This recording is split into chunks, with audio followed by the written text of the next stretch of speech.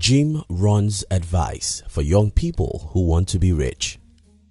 When I was around 12, there was an old poor man in my town. Oftentimes when I was on my way to school or returning in the afternoon, I would see this old, rejected and depressed man coming from or going to the farm. His clothes were always dirty. He walked slowly because he was probably in his late 70s and he rarely smiled. Whenever I saw that man, I would tell myself, I would rather die young than to be old and be like this man. So at the early age, I was lucky enough to know that if I run away from difficult situations when I'm young, I'll do difficult things when I'm old. I will share with you some other details about this story as I try to challenge you with one of the best advice of Jim Rohn, which I believe can make you rich. Now, if you're new here, consider subscribing so you won't miss other interesting videos like this. Here's the thing.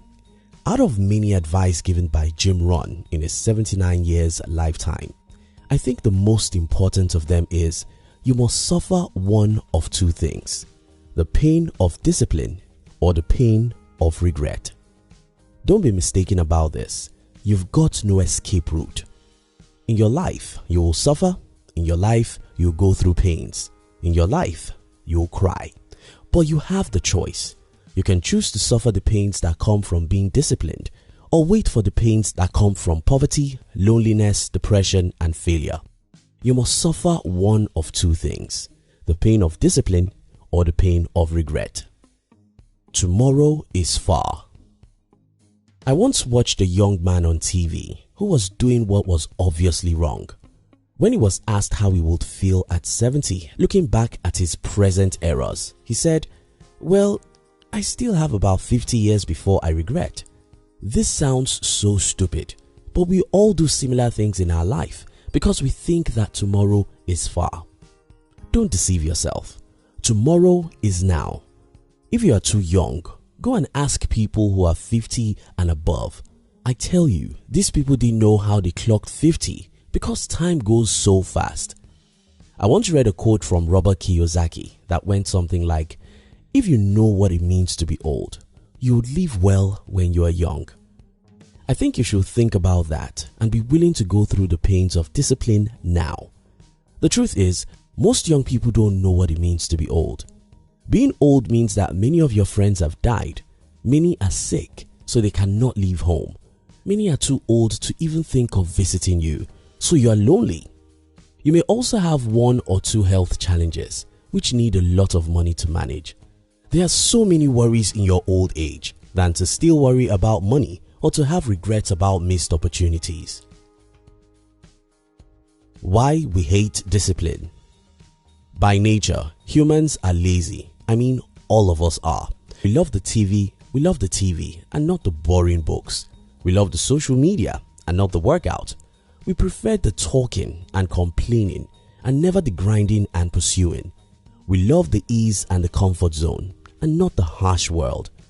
That's why we avoid the pains of discipline. But your life will change right now if you can think about this. Well, there's no escape route. As human, you are like a soldier. You can never avoid battle. If you don't go out to fight, the enemy will come and attack you at home, and that will be 10 times more difficult. As humans, if you don't get out and be disciplined, if you don't do whatever you ought to do even if it's difficult, if you don't read those books, if you don't practice that music several hours every day, if you don't start that business even when it's tough, if you live like a coward and wish that your life should change by miracle, well, two things will happen. First, someone else will use you to pursue his own dreams, and just when he finishes using you, he will dump you into poverty and frustration. Seeing tomorrow. You see, I spent most part of my last 1 decade going through some of the most difficult situations you can ever imagine. And guess what? I did it on purpose. I closed my eyes when I was 21 and threw myself out. I told myself, build your own company or die trying. It was not a half-hearted decision. I had no space in my heart to make excuses or wait for a government to help me. I knew what was at stake, and that is my future and my life. I wanted freedom. I wanted a life of my own. I wanted a life which allows me to sleep and wake up at my own time. I wanted a life which will allow me work when I want to and with whom I want to. I didn't want a life that worries about money. I didn't want a life that hates his job and only works for money.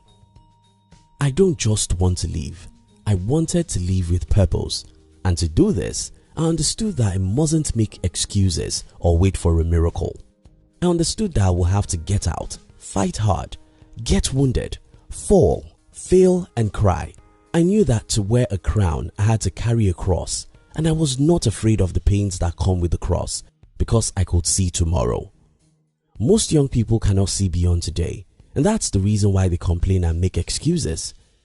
If you, like me, can look around you and see old people who have died, who have lived their lives as cowards, and see the pains they are going through now, you'll not be a coward.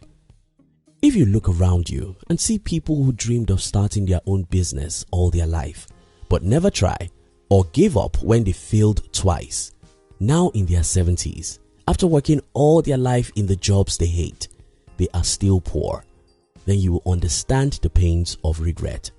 You must suffer. Yes, you must suffer one or two things, the pain of discipline or the pain of regret. Living in the world of cowards. Don't ever think that you'll see some examples of courage in your primary environment, because not many courageous people exist in the world. Most people are cowards and live their life avoiding difficulties. The problem about this is that it's contagious. Take for instance, I know a family whose child is a talented writer. Instead of letting this child pursue her dream of becoming a great writer, the parents still want her to study normal things every other kid is studying in school. What's happening here is simple. The parents are cowards, so they cannot encourage their kids to pursue risky dreams. They know that there is no security for anyone who pursues his dreams outside the normal route everyone knows. For example, there's security for you if you study to become an accountant, because you can get a job and get paychecks for 30 years. There's security for you if you study to become a lawyer, doctor or an engineer. But there's no security for you if you want to become a musician, because you may never become a famous musician, and that means failure. There's no security for you if you want to become a writer, an athlete or an entrepreneur. In all these, you are taking a great risk, and the natural thing to do in our society is to calm down and follow the path everyone is following, or have plan B. Plan B means that even if you want to be an entrepreneur, go get a degree first, so that if you fail in business, you can easily get a job. The problem about this way of thinking is that plan B will always distract you from plan A.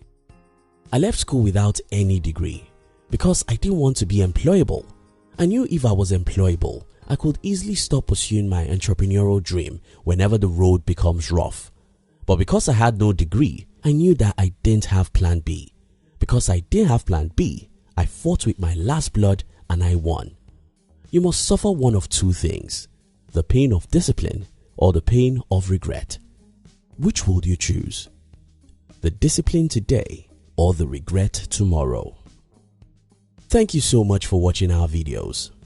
Are you between the ages of 15 and 40?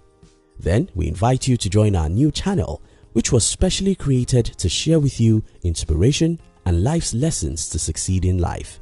We call it Under 40 TV.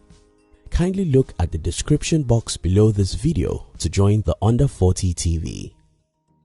We love you.